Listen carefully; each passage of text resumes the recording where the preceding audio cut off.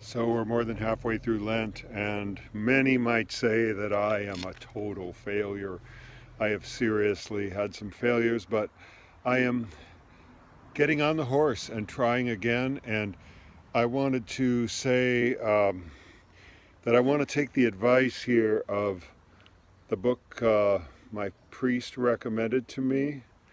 And in it, I read the whole piece on through fasting and prayer, but this part I want to focus on that I'm taking to motivate me to continue here is I'll tell it my own words first, is that if you fail, it's okay. You need to keep trying, and that it's important not to try and do too much and break your bones and crash and then give up totally. It's better to pick a target that you can really achieve and work at that, work at your level and work to grow. So that's what I'm doing. I'm retreating to working at my level.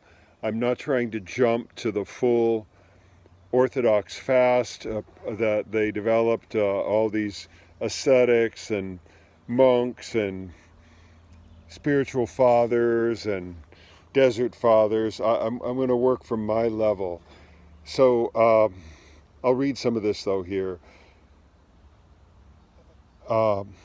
If it is true fasting, it will lead to temptation, weakness, doubt, and irritation.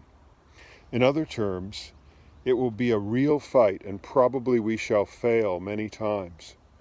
But the very discovery of Christian life as fight and effort is the essential aspect of fasting. A faith which has not overcome doubts and temptation is seldom a real faith. No progress in Christian life is possible, alas, without the bitter experience of failures. Too many people start fasting with enthusiasm and give up after the first failure. I would say that it is this first failure that is at this first failure that the real test comes.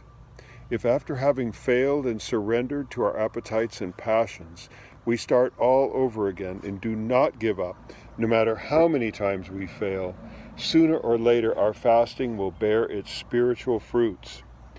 Between holiness and disenchanted cynicism lies the great and divine virtue of patience. Patience, first of all, with ourselves. There is no shortcut to holiness. For every step we have to pay the full price. Thus, it is better and safer to begin at a minimum, just slightly above our natural possibilities, and to increase our effort little by little, than to try jumping too high at the beginning and to break a few bones when falling back to earth. In summary, from a symbolic and nominal fast, the fast obligation and custom, we must return to the real fast.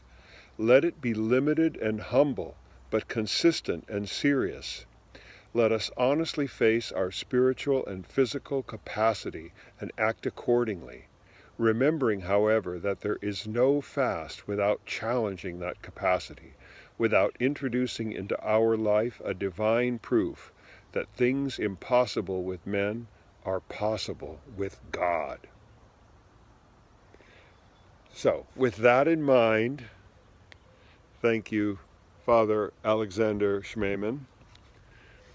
I am returning to my fast efforts tailored to my spiritual and physical capacities, and I will give it another go.